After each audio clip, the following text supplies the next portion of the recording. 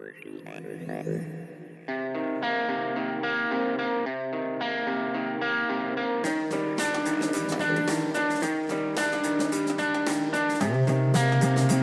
to the Richard Dolan Show, airing live Monday nights on kgraradio.com and now as a podcast on iTunes and wherever else you can find it. You can learn more at my member site, richarddolanmembers.com. Now, join me for a fascinating exploration of all the things you secretly want to talk about, from UFOs to government shenanigans, strange science, future tech, and more.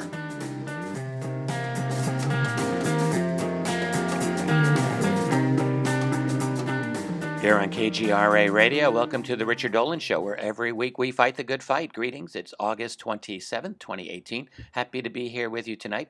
It's been a busy week for me, finishing up some touches on a booklet I'm writing. More on that over the next few weeks. I did an interview last week on Jimmy Church's Fade to Black radio show, where we had an extremely wide-ranging discussion, I would say. We ended up having a rather candid conversation about Gaia. Check the last 30 minutes of his program for that. Did a couple of impromptu live streams as well, which are now on my YouTube channel. One on the simulation hypothesis, which I enjoy thinking about from time to time. And then one on the proliferation of fakers in the field of ufology. There's too many of them, and seems to be getting worse.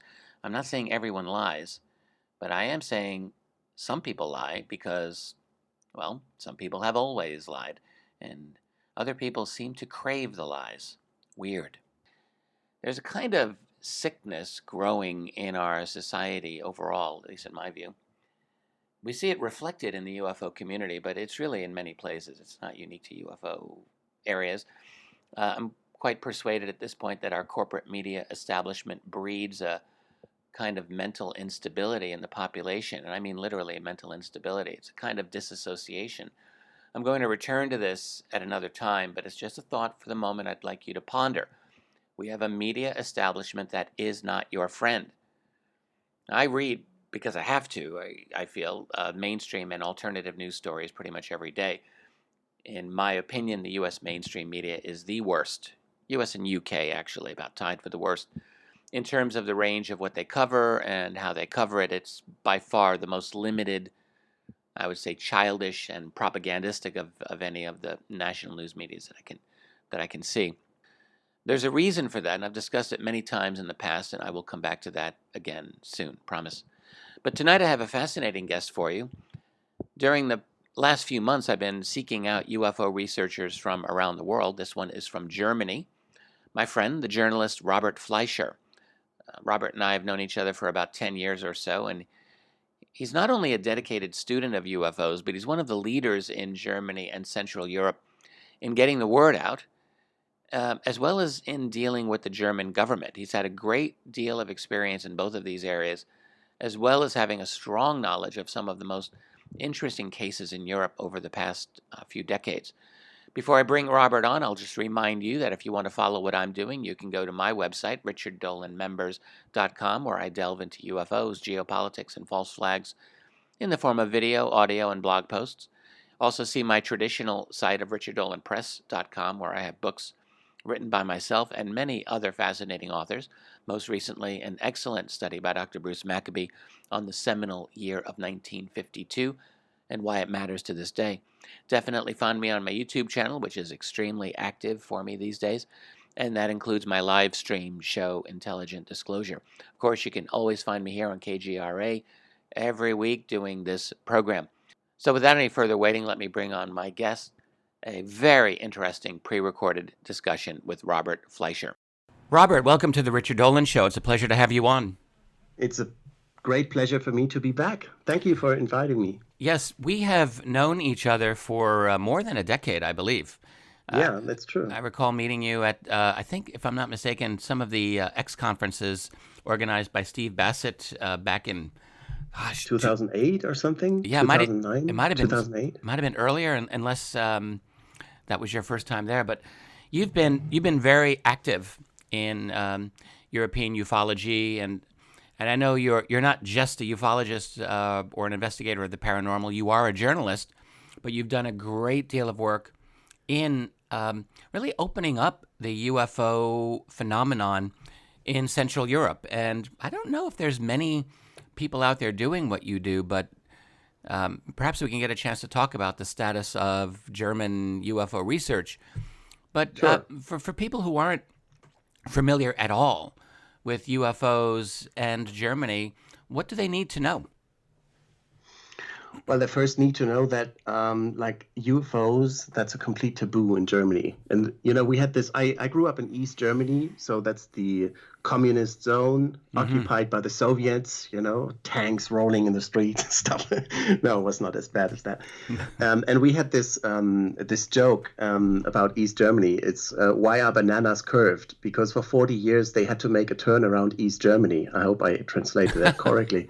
Sounds pretty good. And because we couldn't buy any bananas in East Germany, if they were on sale somewhere, then it quickly became known, and people lined up in front of the stores, and like you had a line of 10 meters, 20 meters or so. Wow. And then you came in and you were able to buy 1 kilogram of bananas that are almost rotten in a way, Yeah. But still you bought those bananas, and then you changed your clothes and stepped into the line again to get some more, Anyway, so that's the situation about UFOs in Germany. I haven't seen any curved UFOs, but they seem to make a turn around Germany because this is a non-existent subject for the German government. It seems that way. I mean, there's very Absolutely. little, if any, information that ever comes out of Germany relating to the subject of UFOs, unlike, say, France or Britain, or Exactly. even Russia, which actually has over time had a great deal of UFO information come out. But Germany,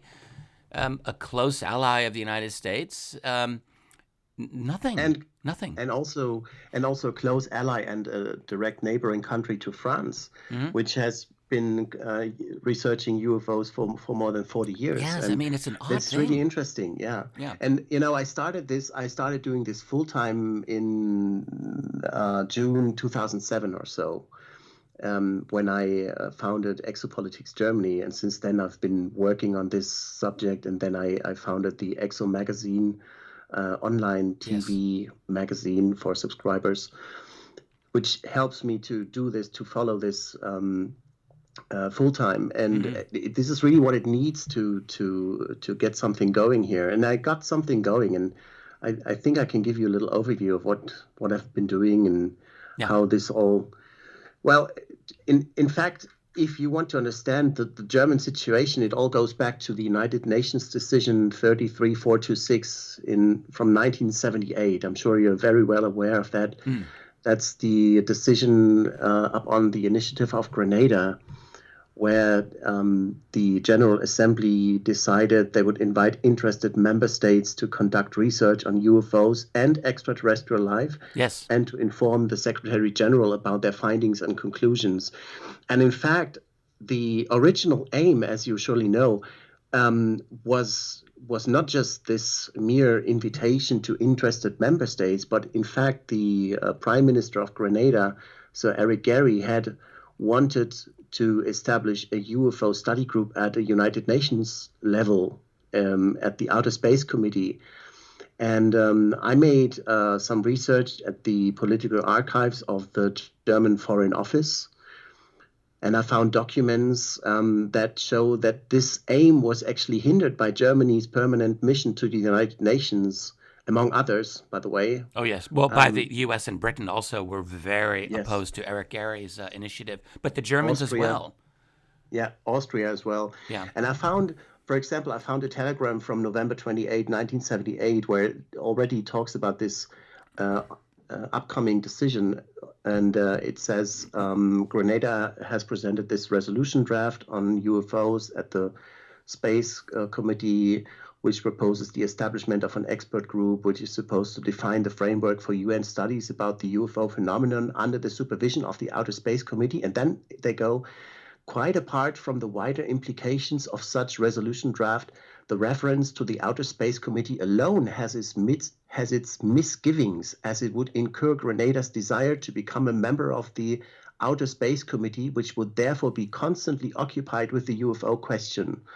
And then they say, God forbid. This item, yeah. And then they say, this item will probably be finished reading until the end of the week, and until then, the USA and Austria will try to persuade Grenada to withdraw its resolution draft and to accept a more general declaration which invites interested member states to become a member of a non-UN committee for the study of UFOs.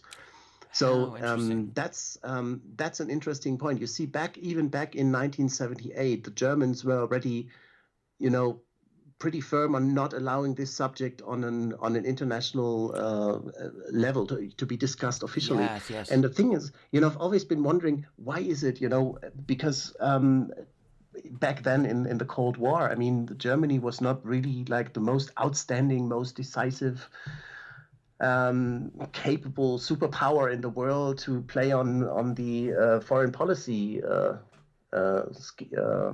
Right. What were the Germans doing in international major international relations at that time? Exactly. One might wonder. Yeah. Exactly. And even back then, it was closely allied to the United States, of course. And the United States were kind of deciding the direction where this was all going to go. I mean, there were those bloc states, as you surely know, the Warsaw Pact states and the NATO states, and then there was some third party, how do you call them, at the United Nations level? Well, they were non-aligned. They were sometimes known as non-aligned states, yes. Yeah. So Germany already back then played along with the Americans and the Western Pact, let's call it like that. Oh, yeah. And it's interesting because this United Nations decision, which invited member states to conduct UFO research, may not have been legally binding, but still France, even at that time, more or less around the same time, decided to conduct UFO research.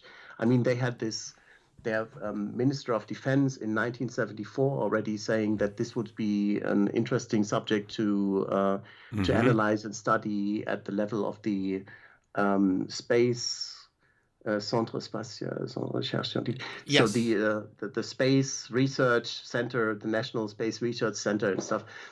So they obviously kind of followed this advice, right? And Germany didn't. And in fact, when I started this whole thing, the last official statement that I could find from a German politician was from 2008 by the then Minister of the Interior, Wolfgang Schäuble, who's, by the way, still in office, in another office now, but in another capacity, but he's still active.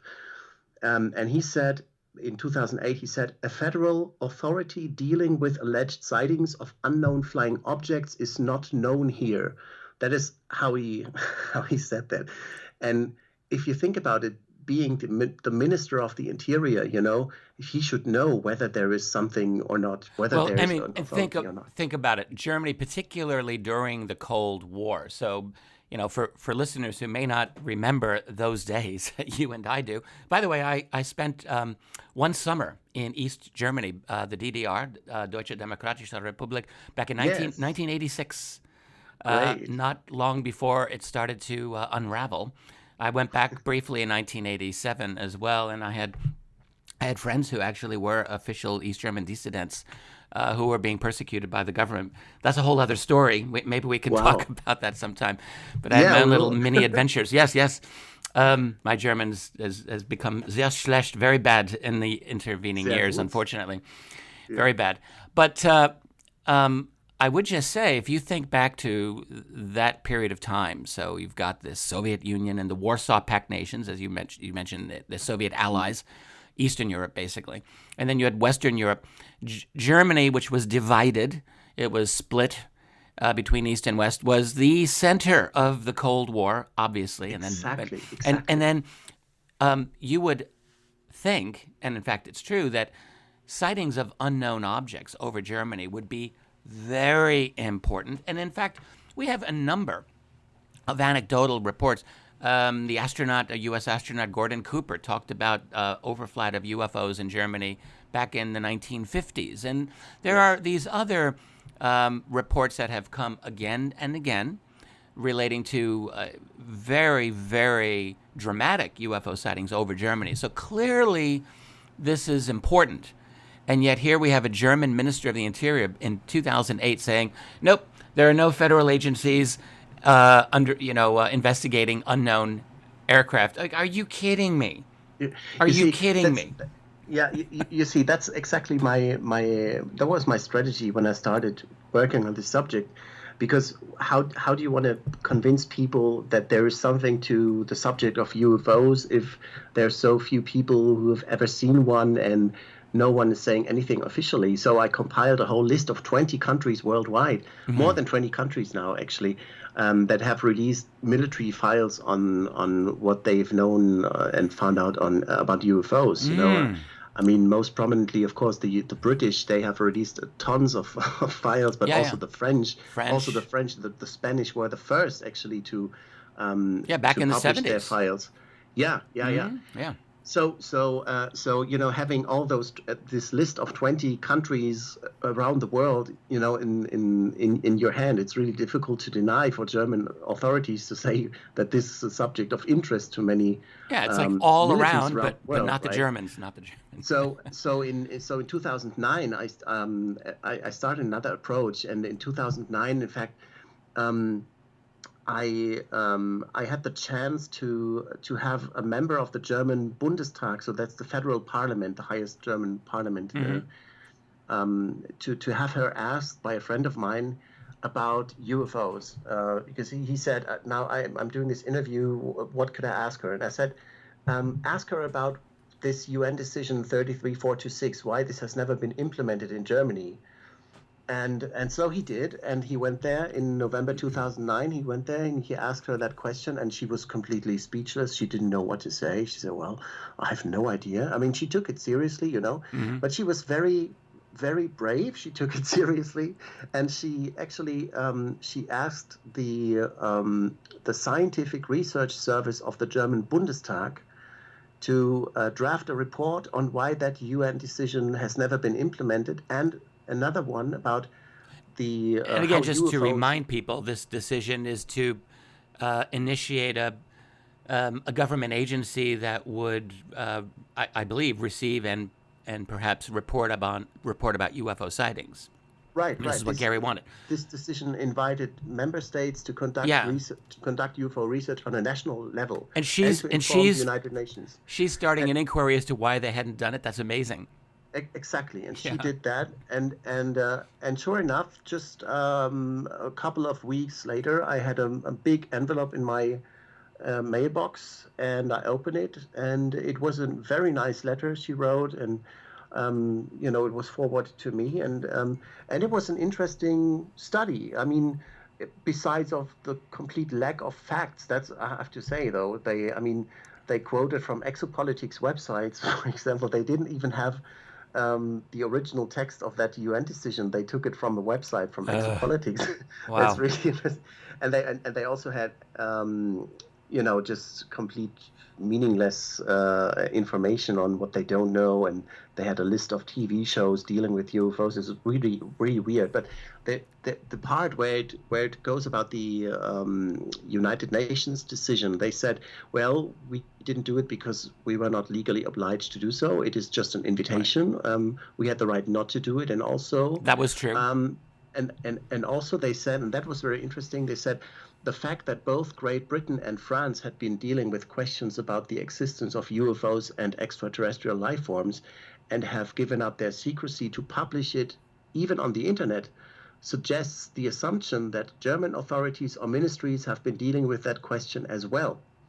So that was like the first time I had it black on paper in writing, that was complete opposite of the official German statement on UFOs, right? That we're not interested in stuff. And here they go and say, well, probably they do have an interest.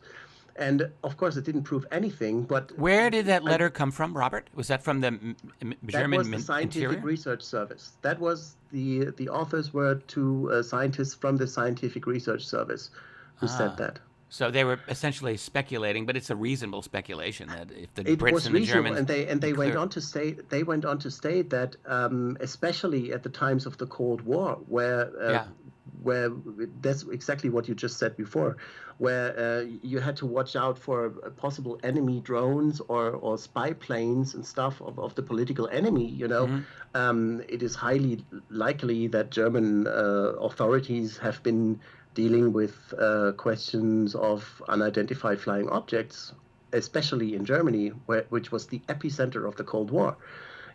So Exactly. so that was really interesting. I made that public in 2010, and then what followed was a whole episode, a whole series of legal proceedings to get this report into the public. Because even though I was able to quote from it, I was not able to publish it. Oh, really? I didn't know, of course. I didn't try to publish it in its entirety. But there was a citizen from Berlin, Frank Reitemeyer, who's my hero, and you will soon see why he is my hero. He wanted to see that study as well. He filed an FOIA request according to the German Freedom of Information Act, and he was denied access because the Freedom of Information Act in Germany is only from 2006, and they said it would not be applicable to studies written by the Scientific Research Service of the German Bundestag because everything that's related to parliamentary actions and work would not be included in that act. So they are impervious to FOIA requests, the German Parliament. Exactly, and not just the parliament, not only the parliament, but specifically all the studies undertaken by the Scientific Research Service of the Bundestag. And That's amazing. That would be like in America to say that U.S. Congress is immune from the Freedom of Information Act. That's what this sounds like. That's incredible. But that's the fact here in Germany. It's still the fact. The thing is, this scientific service of the Bundestag is there to inform deputies of the parliament in their daily work. If they have a question, a specific question on, let's say, wars against international law undertaken by by the United States. Oh, I didn't want to say that. They can go there and ask specific questions and have them write these kinds of studies, and this is like the foundation for their work they are doing for them in their capacity as the parliamentarians, as those who take decisions in our names. So it should be open to the public what's written in those studies, right? It should be public. So he was denied access. He sued the German government, and in December 2011, the first instance administrative court in Berlin approved his request and ordered the Bundestag to release that study. But of course, the Bundestag lodged an appeal. Oh. And in November 2013, the next instance court, the higher administrative court of Berlin-Brandenburg, revoked that decision and said, no, it's a parliamentary thing, doesn't, Freedom of Information Act doesn't apply here. Go figure, And Frank Reitemeyer, he really struggled to lodge an appeal for lack of funding, because he was just this one Robert, guy. May I just want to make sure. So this report that he's trying to get out, this is the report that had already been sent to you from your direct request. So you had already been able to read the report, and from what it sounded like to me, it's not even a smoking gun. It's simply not even exactly. It's simply a reply to your request, and a speculation that the German military and government might have dealt with the UFO phenomenon as the British and the French. I mean, that's really all that was said in there, right? Is that correct? That's correct. And they are not letting that out to the public. It's that little tepid statement the German government is fighting tooth and nail to prevent from coming out. That's amazing. Yeah, and just to give you an idea about the German mindset when it comes to freedom of information versus government secrecy, because up until 2006, we had the principle of administration secrecy. That's how they called it. This is Amtsgeheimnis. Government secrecy or administrative secrecy. You don't need to know. go home. There's nothing to see here. We take our decisions based upon our own information, and you're not supposed to know what we know. That's what it was like until 2006. Of course, there were exceptions for journalists, even back then when I was still working for television, Okay. You could go to some authority and show them your press card, and say, look, I have the right under the Press Act, or I don't know how you call it in English, to give me information. But still, at that time, it really depended on whether they liked you or not, or it really depended on what you wanted to know. And they were not really, there have always been ways to deny you access to official information in Robert, Germany. we have about a minute before we have to have a break, and Yes. we can come back to this after the break. But how did this resolve? Can you say that quickly? Yes, in June 2015, the highest administrative court in Germany finally decided that the studies are to be released under the German Freedom of Information Act. And this was a real milestone, because now all the information from those kinds of studies are available to the German public, and not only in terms of UFOs, but all other kinds of interesting and important stuff. Oh, so this will actually open up a range of potential UFO reports, is what this sounds like. Is that correct? Not exactly UFO reports, because the scientific service doesn't deal with UFOs normally. Sorry, I just made a mistake. I'll have to edit that out. I just dropped something. Okay, so not that, but perhaps there may be a window opening in some manner legally. Remember the airstrikes recently from the US, UK, and France on Syria, where German Chancellor, she said, well, the United Nations Security Council was obviously too occupied in this question and could not cooperate in this question, and therefore it was important for those countries to take responsibility, to bear that responsibility to attack Syria. And in fact, the scientific service of the Bundestag said clearly in one of those studies, no, this is against international law.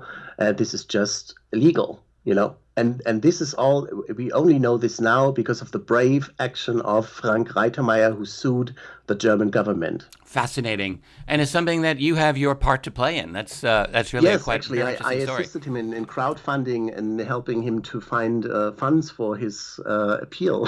And your your initial inquiry into the UFO situation also sparked it. So in a way, I helped to write legal history in Germany. Yeah. Well done, sir. Listen, we're going to take a very quick break, Robert. And so this is Richard Dolan. I'm here with Robert Fleischer, German journalist, with a great deal of background in the UFO subject. And we're going to return to discuss some UFO cases, as well as some other government actions, I believe. So stick around. We'll be right back after this. We're back. I'm Richard Dolan here with Robert Fleischer of Germany. And Robert, so just to make sure we've got that last segment kind of nailed down, you were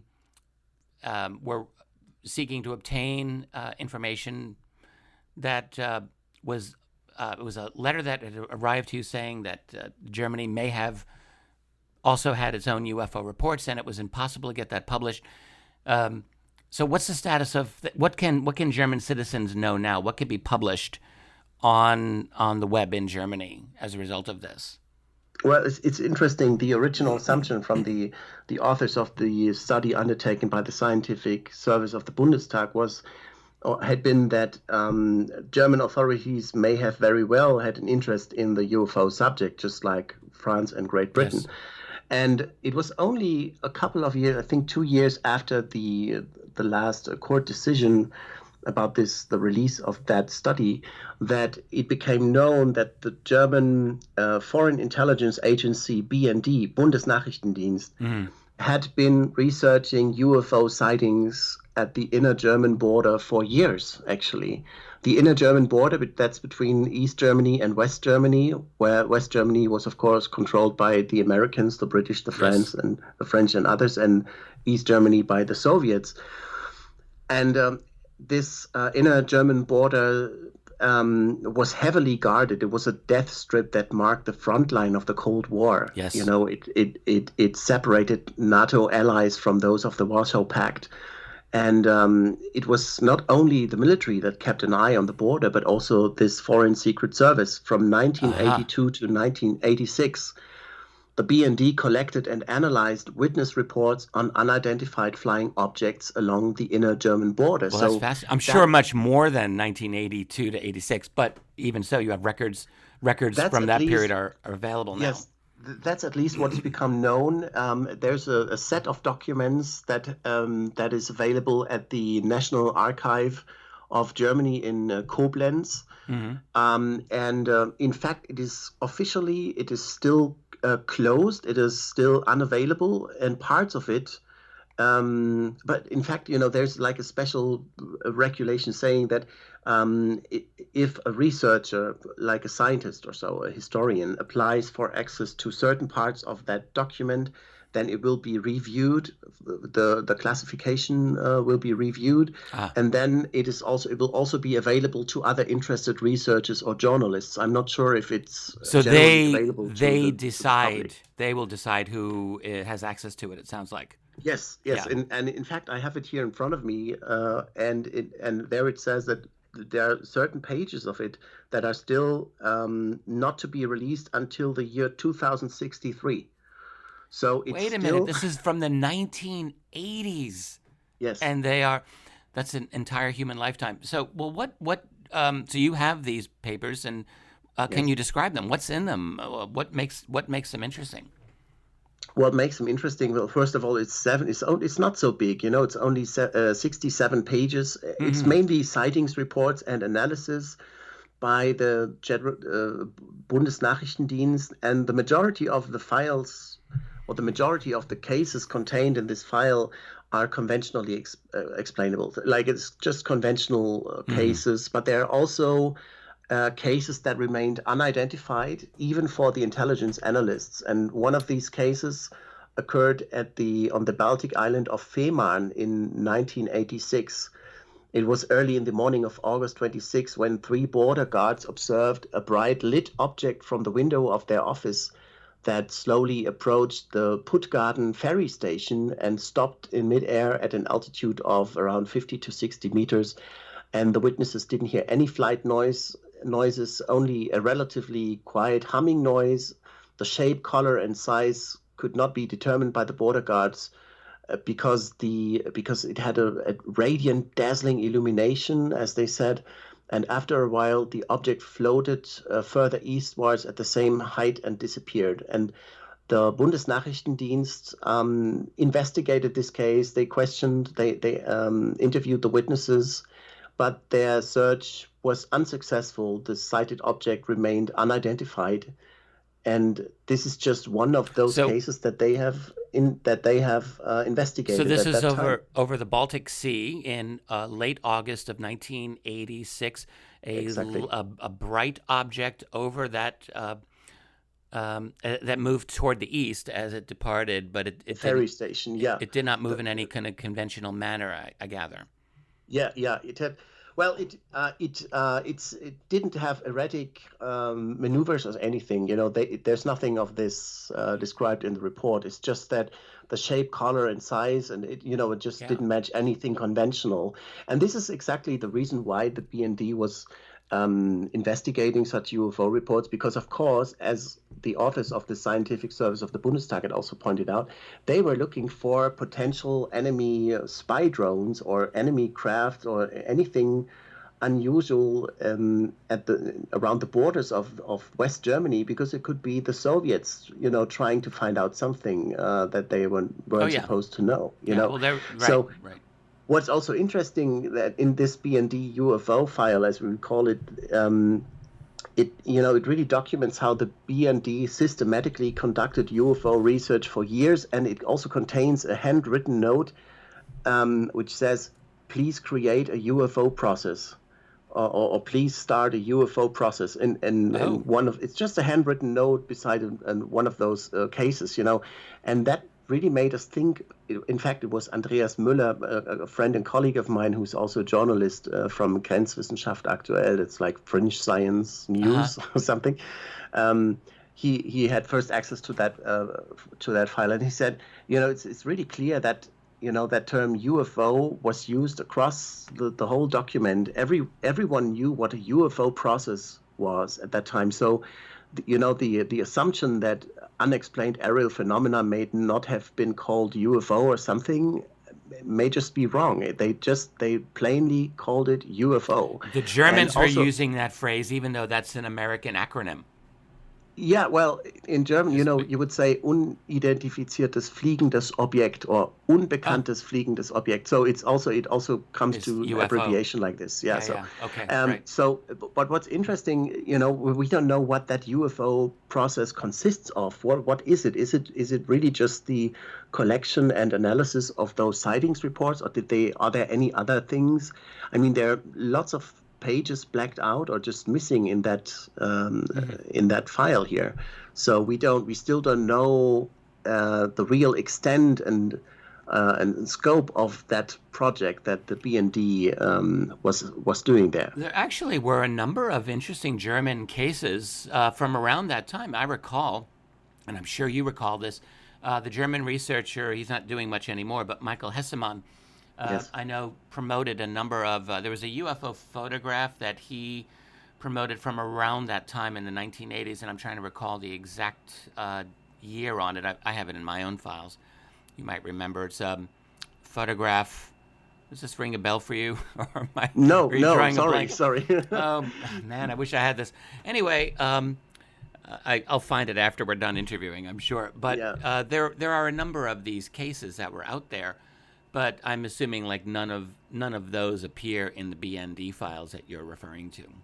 No, in fact, the case that I just mentioned is like the most interesting. There are other cases like here, for example, there's a they say possible drone, and that's in 1983, I think.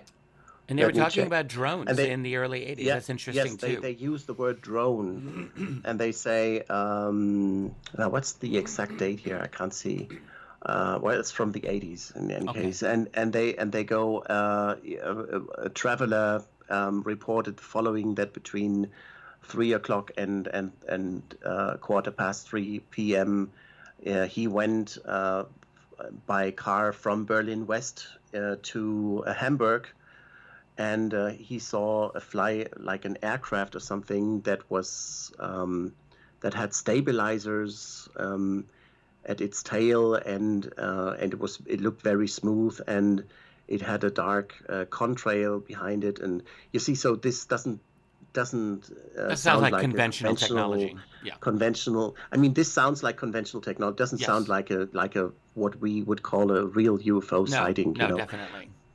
And and then he goes he goes on to state that after 30 seconds later he saw two modern air jets that followed that object.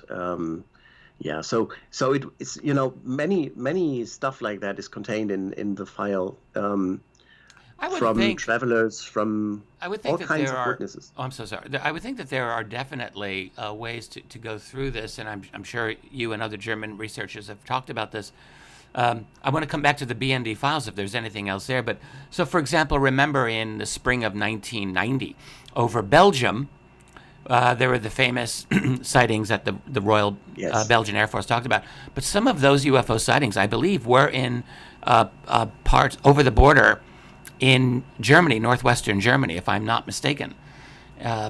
So Yeah. there were, I mean, and it does happen, and I'm just hoping one day there might be a crowbar to pry open these records, so maybe someone can petition the German government for its response to that night. That's late March of 1990. Do you know what I mean? Like there must Yeah. be other examples of German government or German military response to these UFOs. Absolutely, and if you think about it, like the way the German or the Belgian military reacted to that sightings, they even scrambled jets Yeah, and stuff, exactly. So for me, it's just difficult to imagine the German military wouldn't be interested in this kind of occurrences in their neighboring country, just in the bordering region to Germany. That's but so far I don't know of any German military document detailing anything of use about this, and Wow. that from that time. It's really difficult. And what about Um, German, German newspapers, magazines, independent researchers, in addition to yourself? Are they compiling a list of cases that Germans can, have a list of such things? well, that's an interesting story, because back in the 1990s, I would say the UFO subject was more prominent in the media than it is now in Germany. In the 1990s, especially, I mean, the Belgian wave was, didn't pass unnoticed in the German media, and there was a big news TV network, RTL, that still exists today. It's from Luxembourg, originally, and so that's exactly the region where this, more or less, the region where this all took place. So Luxembourg, it's this corner between the Netherlands, Belgium, Germany, Yeah. and they send a reporter to Belgium, and he interviewed the people and also the gendarme. How do you say gendarme in English? Police. The police, military Yeah. police or Yeah, something. military police, sure. The military policemen who watched that object, and he went with them in their police car, and they described to him in front of the camera how they saw this big triangular shaped object that hovered silently just 100 meters away to their left-hand side over a field, and they followed it. It was completely noiseless. It's really strange to see to see this TV report. It's become quite popular. Wow. Even now, if you look at it, because it's like news from another dimension or another world. If you compare like the seriousness and the way how they report on this police UFO sighting back then and how they do it now, it's just such a Amazing. huge difference, So that because nowadays, that case was from sometime during the 1990s. Do you recall? 1990s, yes, Yeah. yes, And so it was a German production that was taking this UFO subject very, very seriously, unlike yes. today. It was just on the news. It was just like a 3 or 4 minute TV news report. Wow. It was Wow. not even uh, a special report or something. It was just on the news. At that time. And nowadays, if you read about the Belgium UFO wave, you read something like, well, allegedly one night something was seen by a couple of people. Maybe they drank too much and stuff. And Wow. they just they just just dismiss completely it. ignore the facts that this lasted more than a year, the Belgian UFO wave, and it was seen by hundreds of people, and the Belgian military scrambled jets and everything. They just completely ignore those facts, Many and they Belgian just police report on it. officers as well. In fact, some of the earliest Exactly, were exactly. very excellent witnesses to these triangular objects that were very clearly defined and would come extremely low, hover silently. I mean, unlike anything that anyone had really ever seen Yeah, yeah. for quite some time. I'd always been suspecting that the German government actually knows more on the subject than they would actually affirm. And I've made several attempts to find out more. And if you'd like, I can tell you a little bit about this. Yes, I'd love to. Because the question had always been, if there is a German authority, who would be responsible for UFO sightings reports? And it turns out that in December 2011, there was the head of a German UFO association that made inquiries to several ministries, both on a national and on a local level, because we have the federal government, which is like the federal government of the United States, and then we have federal states, which is like United States, Yes. like, Yes. And so in December 2011, the Ministry of the Interior of North Rhine-Westphalia, that's one of those federal states, confirmed that the police forwards reports on unexplained aerial phenomena when they are related to airspace security issues to a so-called National Situation and Command Center for Air Safety, NLFZ. That's a NATO Combined Air Operations Center in North Rhine-Westphalia, close to the Dutch border. And this was also confirmed in March 2012 by a spokesperson of the police. and by others also. And a friend of mine who has a magazine in Switzerland, he made further inquiries, and he found out that he was informed that there's a confidential agreement between the German federal government and the individual federal states of Germany, but details of that procedure are not public, are not open to the public, accessible to the public. So there is supposedly that a certain confidential agreement that details how to proceed in terms of unexplained aerial phenomena, and that they will be forwarded to that situation and command center for air safety. So that was in 2011. So we'd always been thinking that in 2011, or as of 2011, it was more or less clear to us that if there's any German authority that deals with UFO sightings, it must be that famous NLFZ. And in fact, I made several attempts in 2015. For example, I had the chance to ask the spokesperson of the German government about UFO files, and he said, and I think he recognized me because he used to be my boss when I worked for ZDF television, when he was still working for television as well, and now he's the spokesperson of the government. And he said, I know there are a lot of people who spend a lot of time debating on this on the internet. It is not the center of German government policy and not even on the fringes of this government's policy, nor do we have the feeling that it is in any way a question that would be important for good coexistence in Germany or in the world. Whoa, stop right there. Yeah. The last statement. Nor do we feel it is a good thing for coexistence in the world. It would be important for good coexistence in Germany or in the world. In other words, by talking about this, it would start trouble? That's what it sounds like to me. Well, it sounds like we just don't deal with it. And I also asked the speaker of the Ministry of Defense, and he said, well, please understand that I just cannot tell anything about this in this context or in this room or in this situation or something. I just don't know anything on this. But let's just back up. But there is, in other words, a confirmation from the state of Westphalia in Germany that this organization, I think you called it the National Situation and Air Safety Center. This is a German. Yeah, this is command center. This is a German-wide office. It's not just from Westphalia. And that they do receive German UFO reports that affect national security. That the police submit. That the police forwards them all reports on unexplained aerial phenomena when they are related to airspace security. Yes, so that's important. That's the thing. So they receive at least those UFO reports. That seems to me to be a confirmation.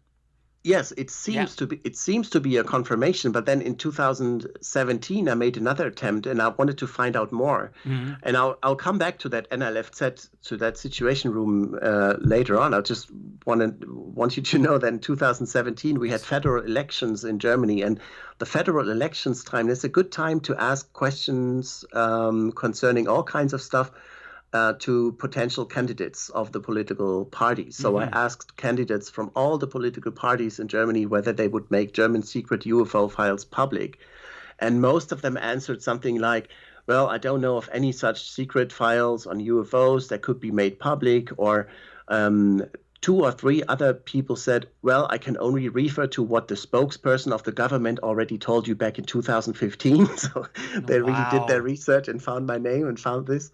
And the left party, by the way, the Democratic Socialist Party, they took it most seriously and suggested I file FOIA requests for very specific cases and come back to them. And the Green Party, do you have a Green Party in the United States? In theory, yes, we do. Yeah. Okay. We had Jill Stein was the U.S. presidential candidate for the Green Party in the last election. Yeah. Yeah. Does it still exist? Yes. No, they exist. They're out there. Okay. Yeah. Okay, so the Green Party is an important party in Germany. It's not in the government, but it used to be. And they had a real ridiculous answer. They said, well, transparency is of utmost importance to us. UFO files must be made public. Unfortunately, however, they are written in Klingon language and are heavily redacted. If you speak that language or know anybody who does, please contact the BND. So you see, they're making fun of me, asking for secret UFO You files, get this saying a it's lot written. from. I was surprised when the other left party in Germany actually took your request seriously, because I find in the United States, overall, I find that the American left seems to dismiss the UFO subject much more than the right, and I've tried to understand why this is so. But I've definitely noticed this. Maybe listeners will have a different opinion, but what the Green Party said, I mean, that's just insulting. Yeah, it is. And by the way, the main opponent of Angela Merkel, the German chancellor, was Martin Schulz, the former head of the European Commission or European Parliament, I think. And Martin Schulz, he's from the Social Democratic Party. And I had the chance to ask him personally whether he would open UFO files, because there was like a survey from let's say a big news corporation in Germany that owns several newspapers, and they made a survey on the internet. What questions would you like to ask your favorite political candidate? And I put on this question, well, would you release UFO files when you become chancellor? And out of thousands of questions, this mysteriously my question came on top of this list. Really? You know, it was like, yeah. I don't know if somebody had a hacking or a bot or something. I really don't know. I didn't do it myself. I have no idea how this came to be, but in fact it was on the very first item on that list. And so I had the chance to ask him personally, and I filmed all this, and he said.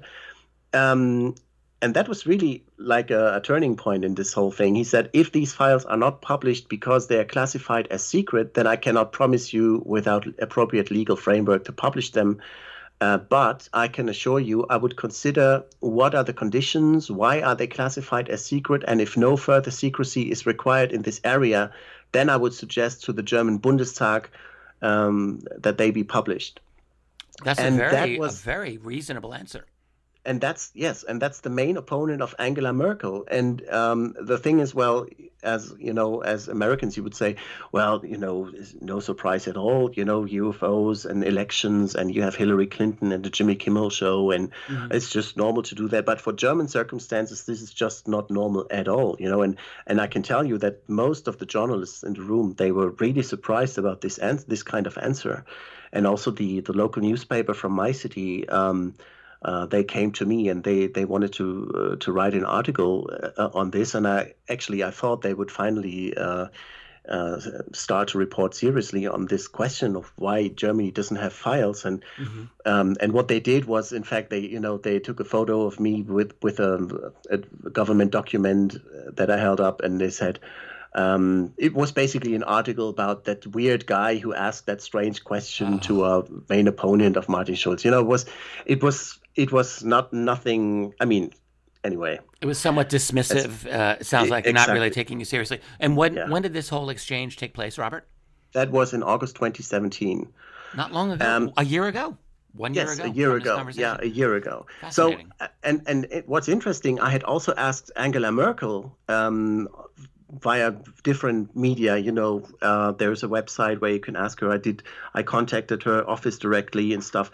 And then shortly after Martin Schulz had answered that he would open UFO files, I received her reply from the chancellor's office, and they said, and that now she brought in another military authority in Germany that was known to me, but that didn't play any role at all in the UFO subject until then. She said, the Space Operations Center of the German military is tasked with monitoring all near-Earth objects, and since its beginnings, there has not been any data collection related to unknown flying objects, and therefore there's no material to be published.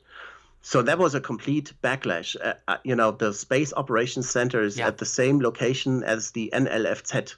And then I started to make more FOIA requests and to ask them to try to find out more. Okay, so if it's not the Space Operations Center, maybe it's the Situation and Control Room, the NLFZ. Yes.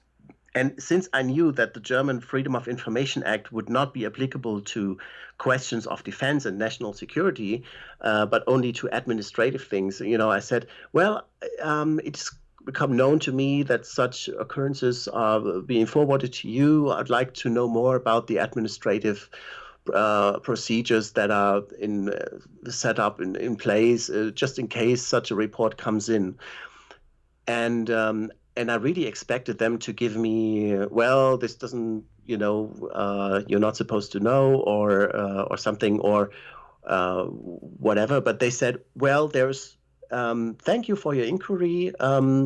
We don't deal with UFOs, and that's really weird, because what I haven't told you before is that, in fact, when this whole thing became public in December 2011, that those kinds of reports are forwarded to that situation and command center, Yes. the NLFZ. Yes. I was in touch with a journalist colleague of mine who works for a very, very big newspaper in Germany. I can't reveal its name because it would get him into trouble. And he told me, and I believe him that it's true. He said he called the press office of the German Ministry of Defense, and he had the press officer of the Ministry of Defense confirming him on the telephone that they do receive UFO reports, and that they allegedly throw them into the bin as soon as they receive them, which is just ridiculous. Right. Hold that thought, Robert. We're at the top of the hour. I want to return to this point. It's very important. I'm Richard Dolan here. You're listening to German journalist and UFO, shall we say, researcher. I know you don't want to be called a ufologist, but you are a UFO researcher, Robert Fleischer. And we will be back with more information on German and European UFOs after this. You're listening to KGRA Radio. We'll be right back. We're back. I'm with Robert Fleischer. Robert, we were just talking about Angela Merkel's office of the space office in Germany, I guess is how I would describe it. And you commented that they don't investigate UFOs. Could you just follow up on that? Yes. So I was told by a colleague of mine who works for a very big news organization in Germany, that he was told by the press officer of the German Ministry of Defense that the NLFZ, so that's the Situation and Control Room for Airspace Security in Germany, that they do receive UFO reports, but when they receive them, they immediately destroy those reports and don't even look at it, which is, in my opinion, just not credible, because it's just not believable, because this is a center that is there to investigate possible threats to airspace security. And if they receive a report on some intrusion into the German airspace, that's what they're supposed to be looking for, like unknown objects that don't make sense. Why would they not destroy it? Yeah, why would they destroy it? So Angela Merkel, when I asked her, she had her office respond, and her office told me that the space, she didn't speak about the NLFZ, this Situation and Control Room for Airspace Security, but she brought into play the so-called Space Operations Center, which is also part of the air operations of the German Air Force. Okay. And she said this operations center is tasked with monitoring near-Earth objects, and since its beginnings, there has not been any data collection related to unknown flying objects, and therefore there's no material to be published. So that seemed like a complete backlash, and then I still kept digging, and I kept filing FOIA reports, and I filed an FOIA report, and I wanted to know what are the administrative procedures whenever such a report comes in. And they said the Space Operations Center, or the German Air Force, they said, there's no such thing here. We have nothing on file. There's nothing. But what's interesting is I didn't only file an FOIA request, but I also made an inquiry, like an official press inquiry, to the press office of the Space Operations Center. Oh, interesting. And that was, and I received a completely different information. And they said, they answered, if unexplained phenomena occur in airspace or near Earth space or on request of other authorities, the Space Operations Center checks whether there is a re-entry of space debris, rocket stages, or similar, or an entry of asteroids, meteorites into the observed area that could possibly be the cause of the above-mentioned phenomena. So at least they are not mentioning unexplained. I mean, they are mentioning unexplained phenomena, Yes. and they are saying, yes, we do investigate it, and we look whether it's an asteroid, a meteoroid, or something, So they are and saying that there are procedures. There are yes, procedures in place for this. they are saying absolutely. Yes. They are saying we do investigate this. So it is really interesting. It was really interesting that an official FOIA request would get like a void answer, whereas a press inquiry would gain much more information from that. But still, I don't know anything. I made an appeal to that answer they gave me, but still no results. Well, they're So stonewalling you, I mean, to such a ridiculous extent, but there's obviously not a 100% coordination among all of the different parts of the German government because it's a large government. And so yes, you found a little and wedge to open up there. and what's interesting, this has always been the question: is there any office at all, any authority at all that deals with UFO subjects? And I came to know a retired general from the German Ministry of Defense. He's actually a doctor in the rank of a general. He worked for decades in the highest ranks of the ministry and also at SHAPE headquarters. That's strategic headquarters, Allied Expeditionary Forces. Of NATO. Yeah, NATO. Yeah, very important. NATO. And very important person, and he was in the audience of one of my presentations when I talked about all this, and then afterwards he came to me and he said, "Look, there's something that you may want to know," and he started to talk about his own experiences. First of all, he had his own UFO sighting, which I will go into afterwards. Yes. But in terms of the German authorities, he said it may very well be the case that in fact no German authority is concerned with UFOs, and that may appear bizarre because of all the other countries, as you have pointed out in your presentation, Robert, as all the other countries have been dealing with it. And why is it that Germany is not dealing with it? And he explained to me that it has to do with Germany's special role as after the World War II, actually. It has to do with Germany not being a sovereign state until 1990. The air supremacy was divided among the Allied powers. And this retired general says that this has led German authorities to become some sort of resignated and afraid to take responsibility over their own matters. And over the years, this has become sort of institutionalized in the administrative processes. And whenever there was something bizarre, he says, the Germans were actually happy to leave it to the Allied powers, mainly the United States, the UK, and France, but there were also the Danish and the Belgians who had small portions of this air supremacy. So whatever happened in the German airspace until 1990, the German authorities didn't have any control about this. That's interesting to know. Oh, it's fascinating. So it seems like it could be a NATO administrative problem, not a German. At least the matter of German UFOs might perhaps fall under NATO's domain rather than the German government's domain. What do you think about that? Well, now that's a good question, because first of all, the question is if Germany has ever become a sovereign national state after 1990. Well, what is the nature of sovereignty in today's world? I mean, my goodness, yes. You have the EU, we've got all kinds of all methods of globalization and international legal arrangements that really take national sovereignty deeply into question, and not simply with Germany, by the way, of course, but with really every nation in the world. There are very few nations that I think that are truly sovereign anymore. Yeah, and he said that actually, if you think about it, after 1990,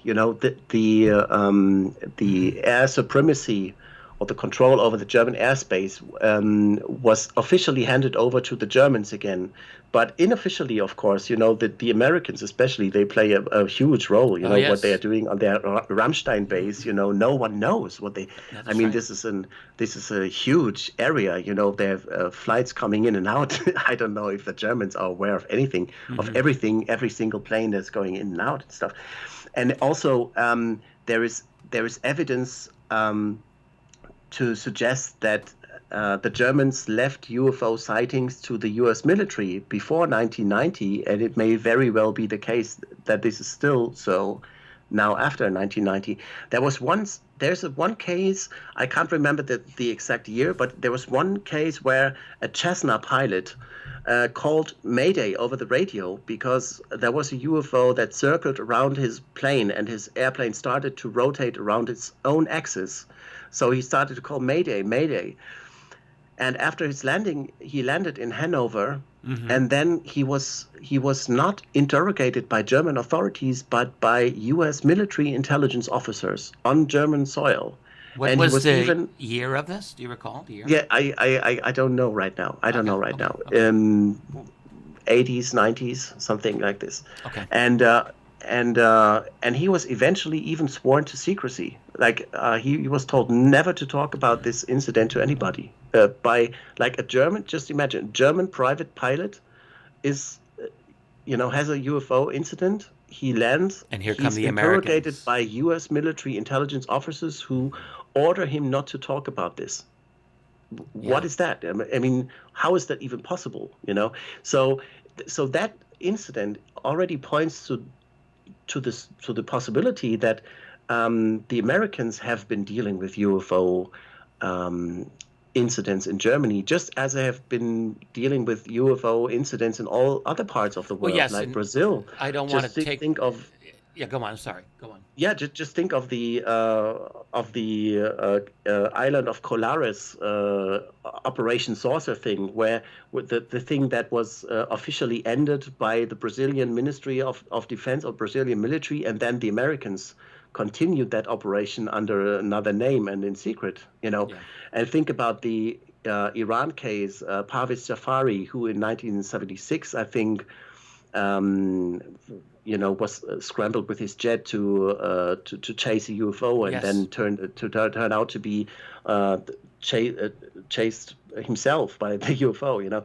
So and there were the Americans all meddled in all this kinds of stuff. Well, So it this is. I looks don't want to take this away from the German UFO scene, yeah. but I'll just add here. I'll interject that what the U.S. did with that German private pilot. This is indeed what the United States does with really every other nation on the world, other than the Russians and Chinese and the few nations that are really outside of the U.S. reach. All of South America. Anytime there's a South American UFO situation, if it's important enough, the United States is on top of it and they dominate it. This also goes with Europe, and that is because the United States national security intelligence community has their tentacles, their hooks into all of those nations and really dominates them all. The United States does not allow true sovereignty to really any other nation, at least in terms of its foreign relations, and it appears in terms of UFO policy. The other nations will have different levels of independence. So, for example, the United Kingdom, Britain, will have more leeway, clearly, than, say, than Poland will these days under U.S. control, or more than Chile will, or other nations. But they all have different levels of what they're allowed to do. But in terms of the UFO situation, I have strongly felt for years that the United States dominates and really coordinates closely with the intelligence agencies of all the other nations that is able to.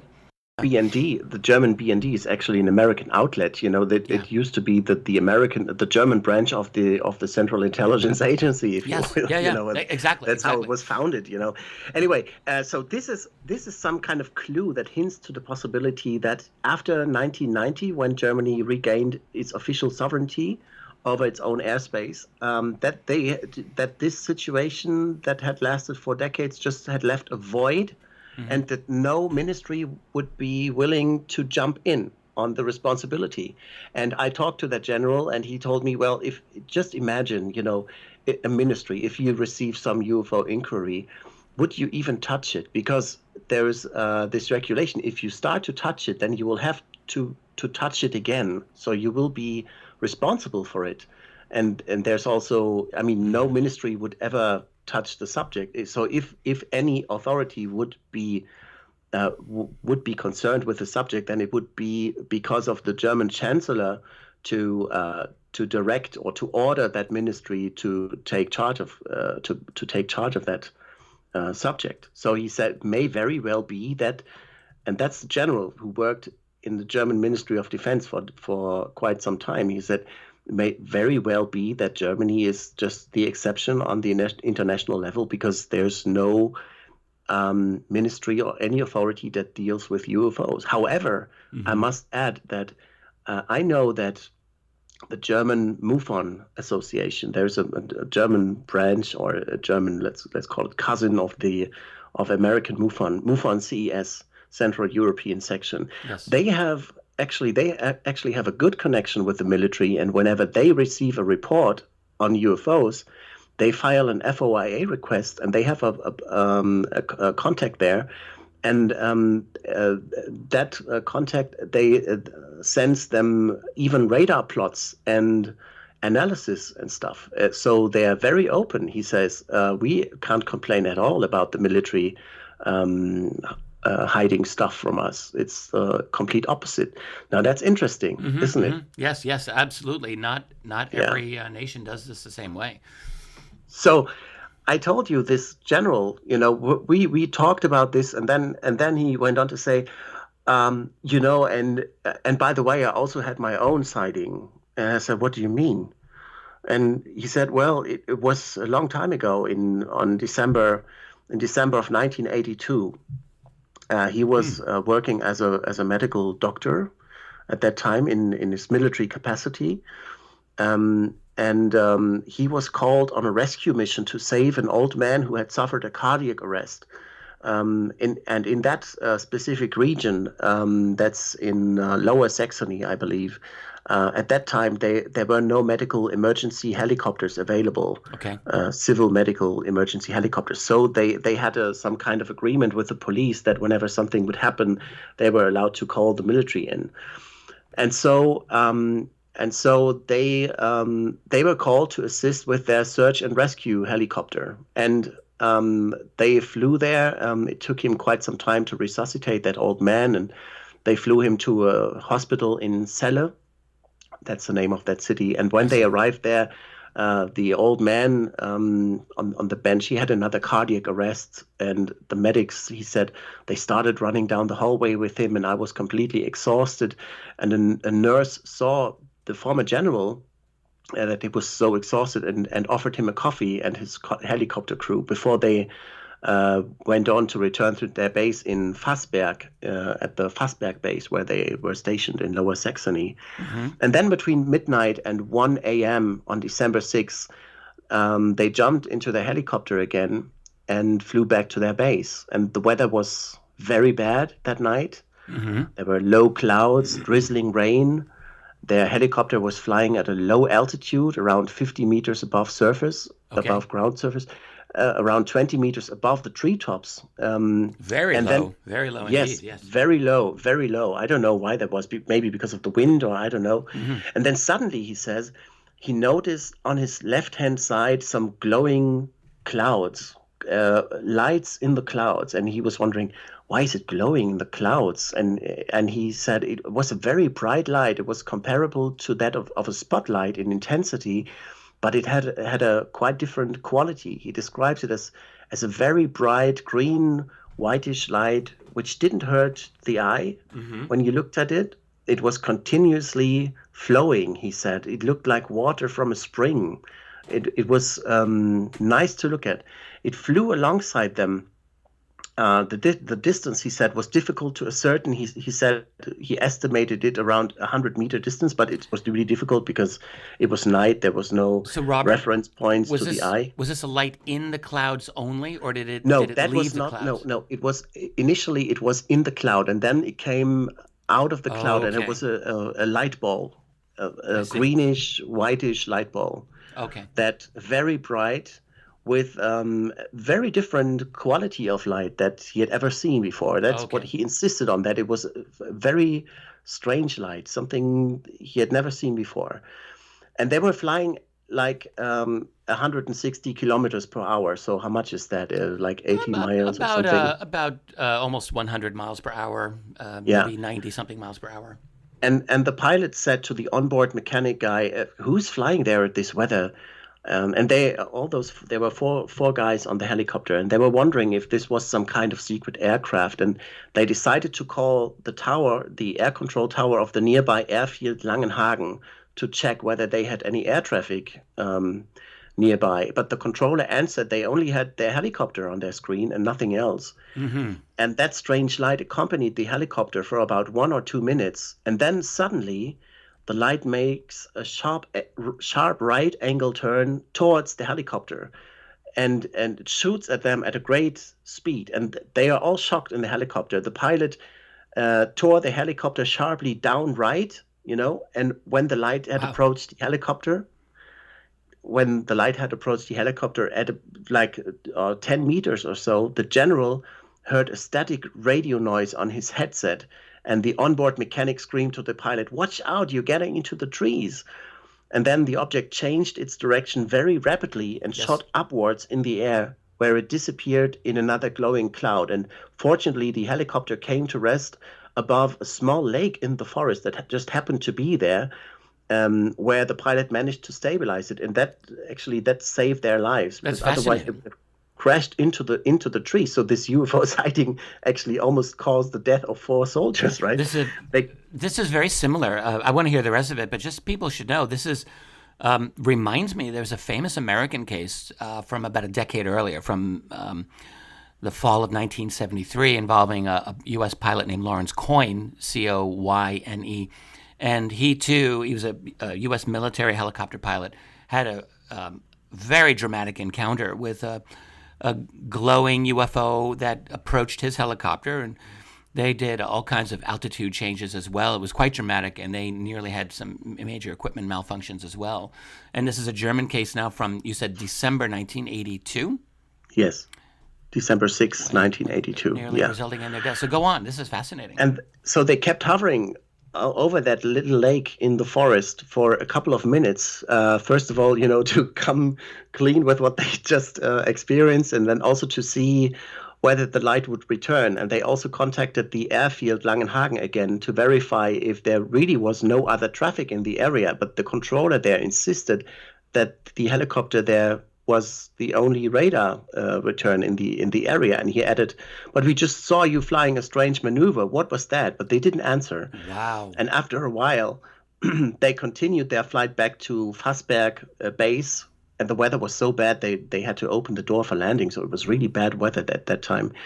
And this general, he's still, after so many years, he's still so impressed by what he's seen. He said to me, "This light, it demonstrated such an incredible maneuverability, way beyond anything I've seen before. Mass inertia law didn't seem to apply to it, because it made this sharp angle turn towards them and then shot off at a great rate of speed, just up in the sky, like no mass inertia. It's really weird." And he said there were no, he said, "I'm not sure if this was a solid object at all. And there were no physical interferences with the helicopter, like instruments going crazy or anything, besides of the static on the radio. But after the landing, the 4 men talked about the incident, and they decided they would not report it for fear of losing their good reputations and flight Oh, license." wow. Yes. And he kept this incident for himself for many decades, until around 2012 or so. He read the French Cometa report, Yes. which is UFOs and the defense. What do we have to prepare for? Something. Mm-hmm. That's the title. It's Yes, interesting. yeah. And therein he found sightings reports from other pilots who had seen similar light balls, and that really shook him, and it really got him to the point where he said, "Okay, now I have to go and report this, so at least the sighting will be recorded somewhere." And so he went public with his sighting, but anonymously. He just provided the data to a certain UFO organization, and he talked to me personally. But of course, I cannot reveal his identity, which No, is a understood. pity. Of course, I told him, this is exactly the case of the type of cases that we would need, like military encounters of the German military, to convince other witnesses to come forward with their own reports, so that this whole subject gets against the credibility it actually has.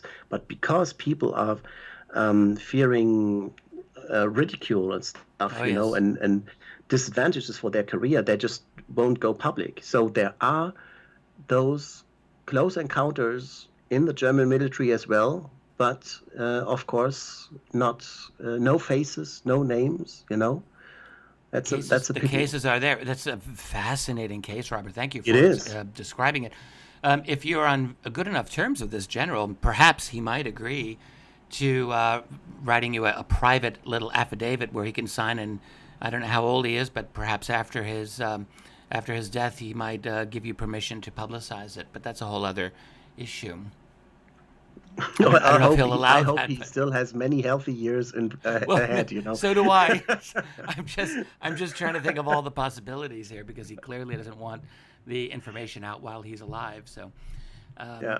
but anyway, that's a fascinating story. And it's also December 1982. I think you said this was during the 4 years that the German intelligence was monitoring UFOs over the inner German border. Now, Saxony, I Yes. think, is not quite at that border. Well, it is actually. Is it? It is. It Ah, is not so far from the inner German. It's not so far at all. They were inside this the no-fly zone for German aircraft with their base. this would I'm conceivably be something that maybe but they would have recorded.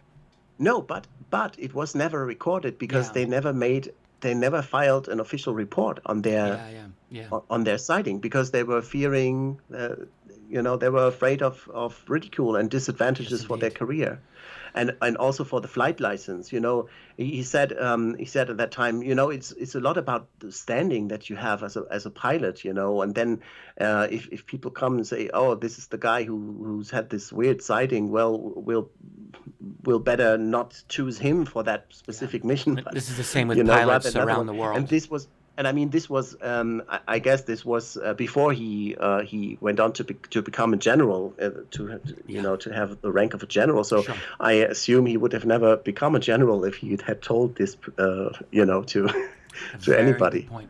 Well, Robert, we're at the bottom of the hour. Do you realize we've gone through 3 fascinating segments, and we still want to talk about a couple of very interesting recent UFO incidents in Germany, and also you were investigating uh, the French drone UFO situation of 2014, and I think people would really like to hear about that. So, how about when we come back after the break, we discuss the Bremen Airport incident. I think you said that's in 2010. Yes, And 2014. Yeah. 2014. My mistake. Mm. And then the French situation as well, because you actually done some detailed investigation of that. So I'm Richard Dolan here. This is KGRA Radio. We're listening to German journalist Robert Fleischer. And Robert's websites, incidentally, he's got 2 of them. One is exomagazine.tv. That's Exo Magazine without the E, if you're an English speaker, .tv. And exopolitik with a K, .org. Is that correct, Robert? Yes, it is. Yeah.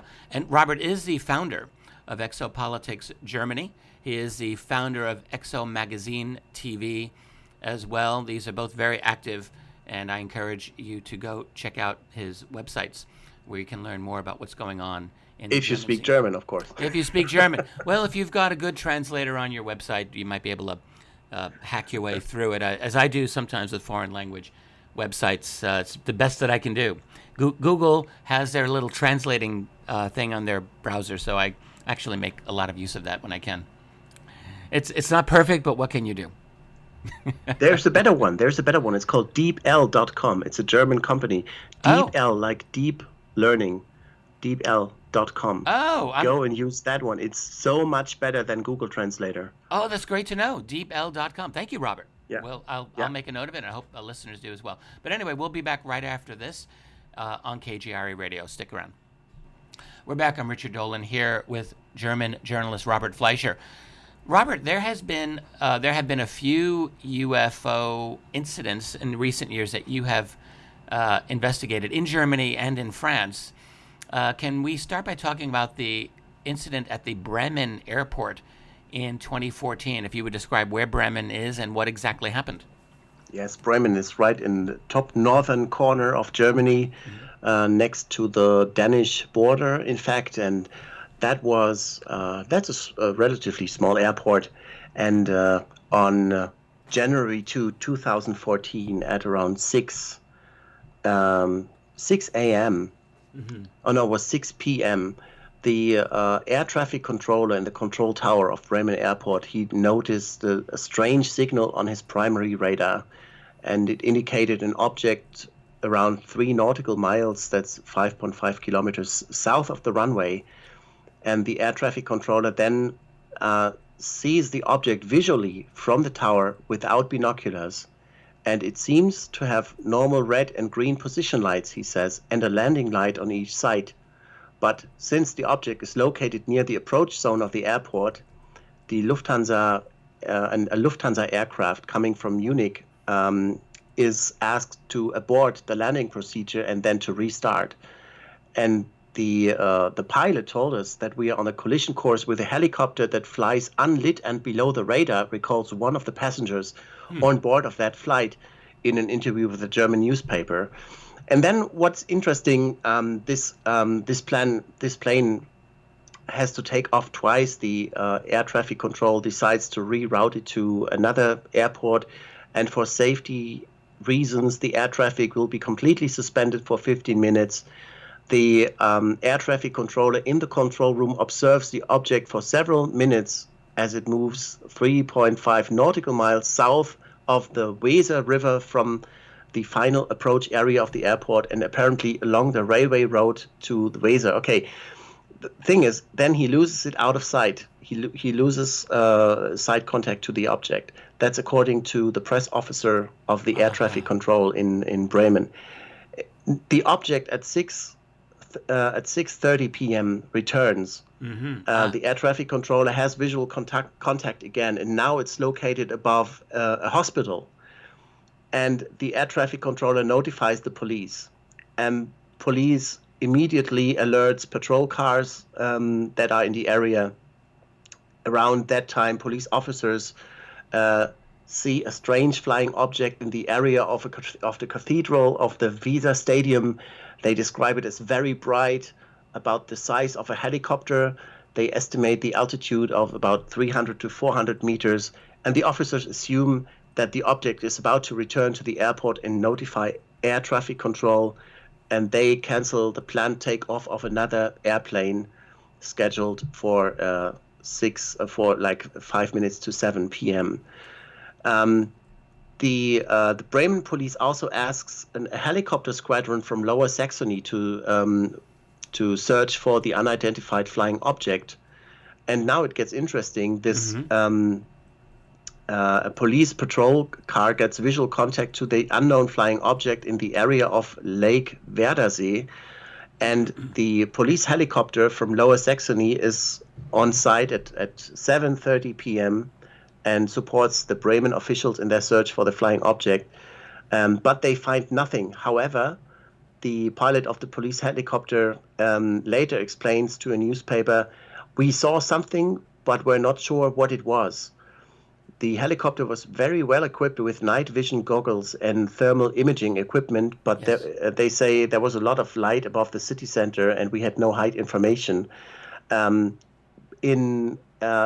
couple of minutes later, like 9 minutes to 9 p.m., the police helicopter reports the sighting of an unlit flying object to the air traffic control. An unlit flying object, without lights. Unlit, yes. Yeah, the air traffic controllers then instruct another aircraft coming in from Paris that's already on its final approach to the airport to abort the landing and take off. And that plane will later land safely in Bremen. And then, 5 minutes to 9 p.m., the police helicopter stops its search for the unidentified flying objects, and the distance that this object has traveled in the meantime has later been calculated. And in summary, it flew quite a bit in the air. It was sometimes enlightened, sometimes not. There wasn't always visual contact, and also the appearance described by several witnesses is quite different. It's not navigation lights in every single case, you know. Mm-hmm. So this was really difficult a difficult sighting for the airspace security at the airport. And in the middle of the night on January 7, the German UFO database, that's a website, ufo-datenbank.de.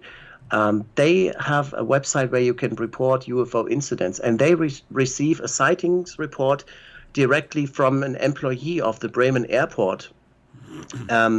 They don't, nobody knows who he is, but he says more than 10 witnesses observed a UFO between 6:30 and 9:30 p.m., unknown flying object on the radar, temporary closure of airspace, flights had to be rerouted, helicopter searched the sky above Bremen. No one knows who that person is who filed that report. Okay.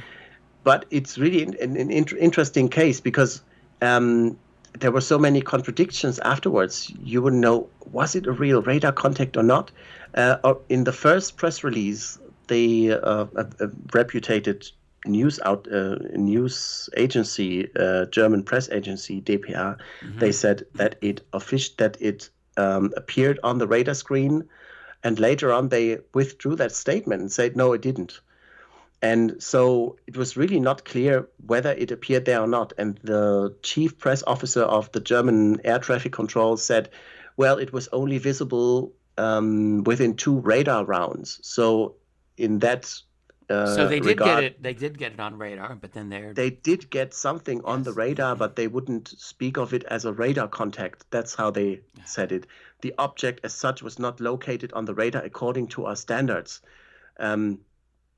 But they saw it visually. But they got above something, and they did see it above visually. the airport. And you said it And was then- described as the size roughly of a helicopter. So I would think that Yes. would rule out, excuse me, like It commercial would rule out a drones yes, that ordinary yes. people would have. So this is really quite large. Yes, and that's also, interesting how the German press reacted after this incident, because now suddenly you have a serious UFO encounter above a German airport. Yes. UFO in the real meaning of the term unidentified flying object, and they suddenly, it's so severe that they even have to interrupt air traffic for a couple of minutes. They have to reroute planes to other Well, and in fact airports. cause danger to at least one aircraft. Yes, So they had yeah, to this abort is their landing procedure during this. precisely. So what's interesting? So suddenly the German media is suddenly confronted with a UFO case that's stuff that you usually only hear from China or whatever, and you Right. suddenly have it at your doorstep, and Mm-hmm. now it was really interesting to watch how they would react. And the first reaction was that, well, at that time there was a skeptic from a UFO researcher known to be a skeptic, but skeptic, who had a good connections to the media, and he said, well, this was most certainly only what we call a radar angel, which is like some sort of erroneous radar return that reflects from a house or a tree or something, and sometimes that shows up, and that's what we call radar angel. That must have been that. Even though they said they saw it visually, but Yes, still, of course. the German media, they didn't care. They reported, okay, case closed. It was only erroneous radar signal. Then the spokesperson of the German air traffic control said, no, it was also seen visually, and also we later found out the helicopter crew, they saw an object that was unlit an unlit object that they discovered, but they couldn't find out what it was. They just saw it for a short term. And I asked the police spokesman, how exactly did the helicopter crew describe the object? Since they say that this unlit object forced the air traffic control to stop the landing of an incoming craft, so it must have been something, right? Exactly. And he said, "We are not commenting on this. This is the subject of ongoing criminal proceedings." So it's interesting. There's something, but they don't say what it is. Later on, a couple of days later, on January 21st, the Bremen police and the public prosecutor present their findings about the UFO at the Bremen airport. And their actual investigation results are just nothing. They're more focused on what it was not. They say they evaluated more than 50 tips and various witness interviews, and the police assesses the situation as follows. Some citizens may have observed and described the police helicopter used. That is true. Some citizens did. Yes. But they say it must have been a drone. They say the still unknown operator of the unidentified flying object is likely to come from the model aircraft or multicopter scene. The device was probably steered by a professional hobby model airplane. The device was probably a professionally hobby model airplane that was steered from a computer at the desk or from the open countryside, which is technically feasible under certain circumstances. But was it really so? Because we remember the police is unaware. They saw something, an unlit object. They stopped air traffic for quite some time, and they didn't. They said, we suspect the unknown operator to come from the multicopter scene, from the model aircraft or multicopter scene. Yes.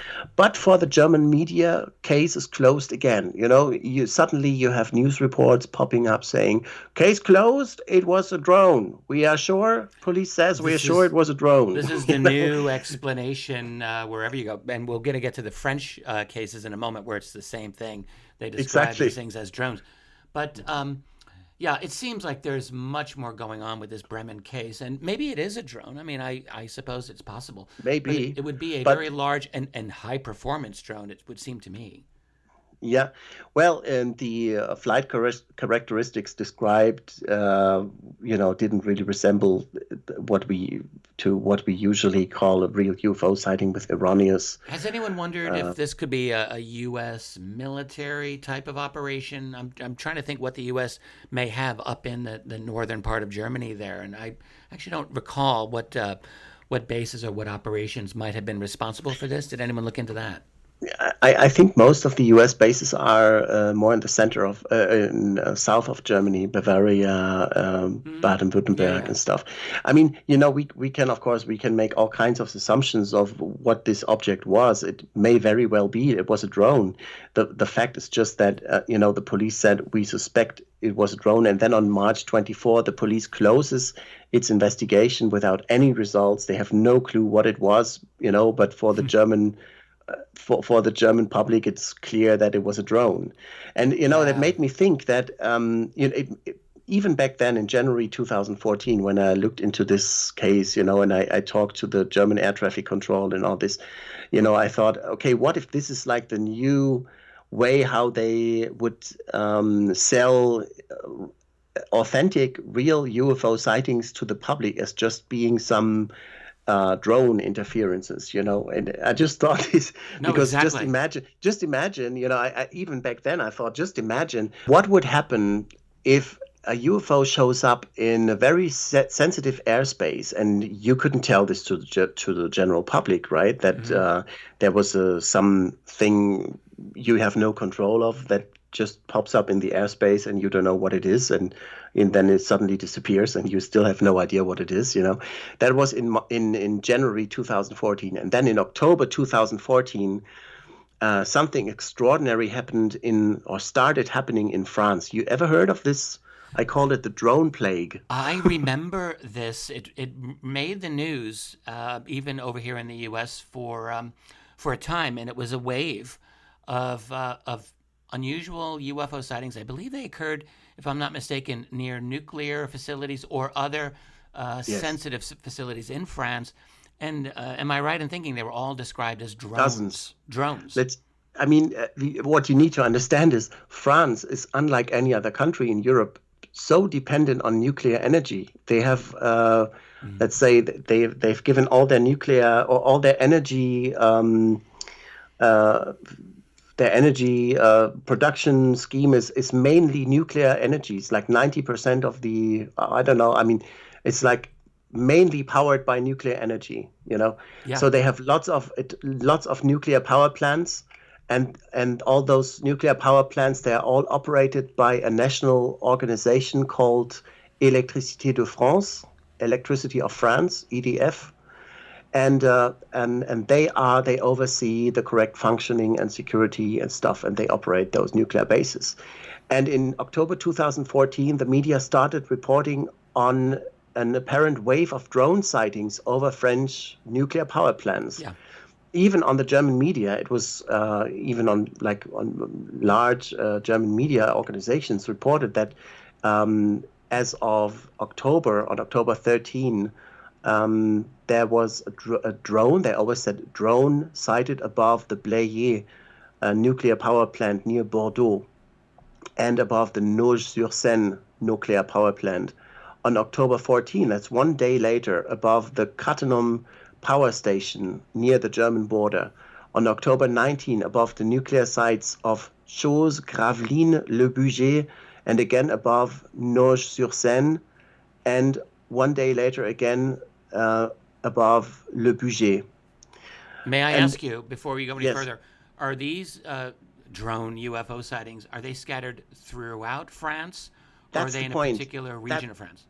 that's the point. The fact that on Sunday, October 19 alone, 4 nuclear power plants were affected, which are very far apart. It makes Ah, safety okay. experts think, well, what is it? Is this a large-scale action? They start to Yes. to to suspect, what are those? Is this Greenpeace? French Yeah. mass media quickly identified the suspect Greenpeace, because Greenpeace likes to fly over nuclear power plants with a drone to show that they are vulnerable to possible air attacks. And just recently, they crashed a drone. By the way, just a couple of weeks ago, they crashed a drone into a French power plant to demonstrate that it's Intentionally. vulnerable Wow, Greenpeace. Okay. intentionally, Yeah. intentionally. And so they said it must be Greenpeace. Mm-hmm. But an activist of the Environmental Protection Mm-hmm. Organization,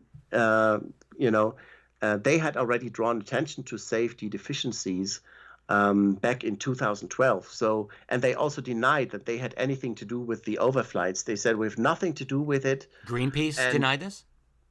Greenpeace? Greenpeace Yeah. denied they had exactly. Yeah. Greenpeace Okay. denied they had anything to do with this, and they said, and we are very concerned about the repeated overflights over the nuclear power plants, and this Okay. whole thing continues. It's not just in October. It continues all through November, December. You have when this whole thing becomes public in October, mid-October, you have a whole frenzy, lots of activity going on at the side of the politicians in France. You have the French Interior Minister Bernard Cazeneuve, who announces on October 30th that they have put in place devices to neutralize drones, and investigations are already underway. Um, However, they don't detail how this neutralization should take place, because it's not even clear yet who is responsible for the overflights and what exactly flew around there. Right. And then 2 more power plants are overflown by supposed drones who are very far apart, and then it goes on and on and on, and it's like almost all of the French nuclear power plants are overflown by so-called drones. And actually, I didn't only look at the news reports in the French local media and national newspapers, but I also had a look at of course, at the original press release by Électricité de France. And what it always said in there, because I was wondering, they described drones. They said they were small in size and commercially available. However, some people who saw the drones, they said they were actually big. They had a huge spotlight that lit up the whole zone, the whole thing. One drone was supposed to was allegedly flying above a nuclear power plant in weather conditions that are completely opposite to what a drone is capable to do. I've heard this as well. Some of those details did seep out into the English-speaking news media, because I distinctly recall that there were a couple of eyewitnesses, at least allegedly, that were saying, as you're describing here, that these objects were pretty large and were some of them, not only, and were able to fly under very difficult conditions. Mm. And there was one night when 5 nuclear power plants were overflown by supposed drones, which were if you look at the map, scattered all over France, at the very same time. So this must have been a coordinated effort by someone. But I looked at the original press release, and in the original press release from Électricité de France, they don't say it was a drone. They call it an aéronef assimilable à un drone. So that means an aircraft similar to a drone. They don't say it was a drone. They say it was something that seemed to be like a drone. Mm-hmm. And then this whole thing goes on and on and on. And we also we talk to experts in drones and multicopters. And I have a friend who is actually the boss of a company that does commercial drone flights with cameras on board for television and stuff, and he explained to me that, well, if you just look at the one example with this huge spotlight that was on board, how would that even be possible on a drone? Exactly. That is, they have small batteries that cannot be too heavy, because then the flight capacity would be very limited, and then even if they would have to power as an additional spotlight that sets so much light that the whole area is illuminated, it seems very unlikely that this was a drone. And then at some time in January 22nd, a director of a nuclear power plant, he was the head of the Blayais nuclear power plant in southwestern France. He presented the results for 2014 and plans for the new year, and there was a press conference, and he was asked about drones and if there was anything new about the drone that had flown over his nuclear reactor in October 2014. Yes. And then he said, surprisingly, we haven't seen a drone here, we have seen a UFO, and there has been no effect on the safety of our installations. And so, wow. So he really says it was not a drone; it was a UFO. What was his and this position? Whole thing. Who was this man? His name is Pascal Pessani. And what was his position? He was the head of the Blayais nuclear power plant in southwestern France. Okay, I thought so. So he's one of the heads of a nuclear power plant, stating UFO. He says it's not a drone. It was a UFO, and we have seen a UFO. That's what he says. Ce qu'on a vu, c'était un ovni. Il n'y avait aucun effet sur la sécurité des installations. And if you think about it, it's more or less logical to assume that if the national operator of all the nuclear power plants, like one very strategic, important pilier of France, what would be the public reaction in France if the operator of those nuclear power plants would freely admit that they are being overflown by strange objects? They don't know where they come from, and exactly. What would be the reaction? So you see, this drone explanation, it actually came in quite handy to them to say, well, it looked like a drone, so they already kind of suggested it was a drone.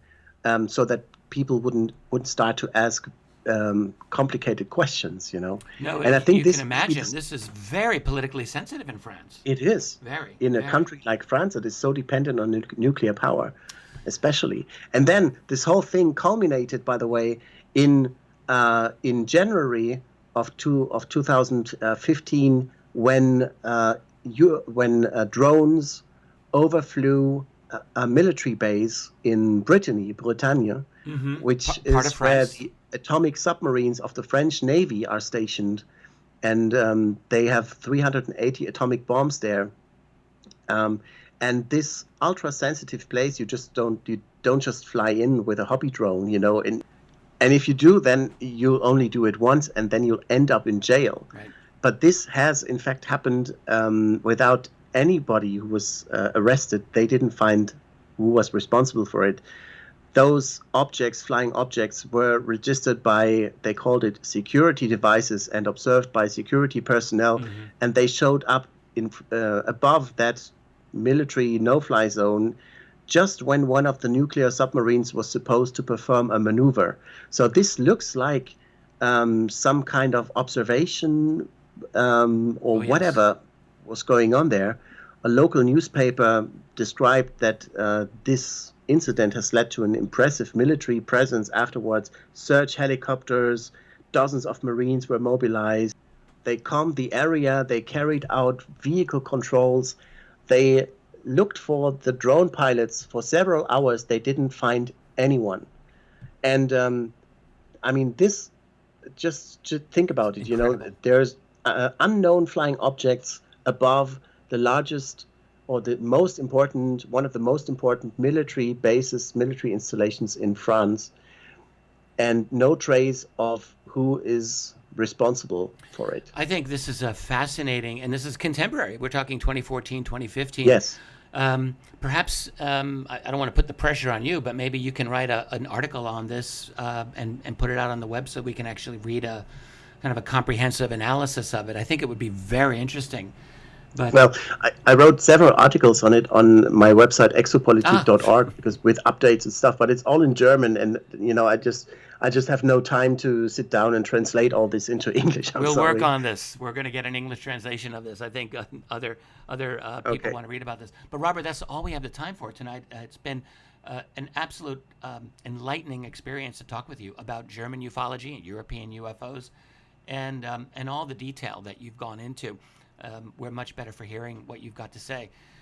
Again, I would just remind listeners, if they want to learn more about Robert Fleischer, please go to exomagazine.tv. That's exomagazine without the E, .tv, exopolitik with a K.org. And Robert, and we also have a YouTube channel with more than 50,000 subscribers. Oh, fabulous. Exomagazine TV. Yeah. Exomagazine TV on YouTube. Thank you for mentioning that, and we will provide a link for that.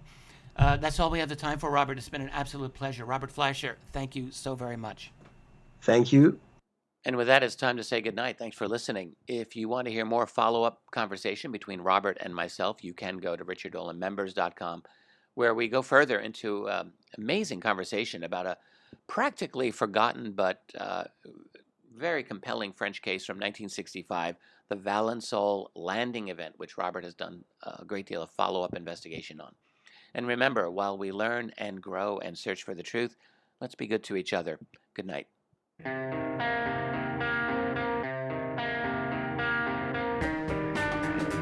Thanks for listening to The Richard Dolan Show.